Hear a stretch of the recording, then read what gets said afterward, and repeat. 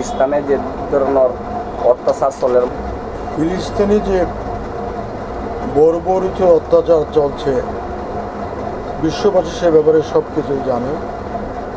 এটা জঘন্যতম অপরাধ করছে ওরা।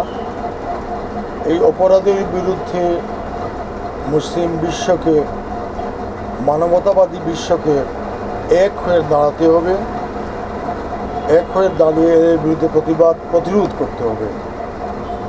নতুবা এদের হাত থেকে ফিলিস্তিনি রক্ষা করা প্রায় অসম্ভব ব্যাপার। আমার মতে আমরা যদি সব মুসলমান, পৃথিবীর সকল মুসলমান, সকল মানবতাবাদী দল, মানবতাবাদী মানুষ এক হয়ে ফিলিস্তিনের বিরুদ্ধে আমরা যদি লড়ি, ইনশাল্লাহ আমাদের বিজয় অবশ্যম্ভাবী। কিন্তু সেটা আদৌ সম্ভব হবে কিনা এ ব্যাপারে আমার যথেষ্ট মতপার্থক্য, দ্বিমত ইত্যাদি রয়েছে। বই লেখালেখি করছেন, বইয়ের সংখ্যা প্রায় 22টি, কবিতা 4-5টা আছে, উপন্যাস আছে, গল্প আছে, প্রবন্ধের বই আছে, নির্বাচিত কলামের বই আছে, ইত্যাদি বই নিয়ে প্রায় 22টির কাছাকাছি বই আমি লিখেছি।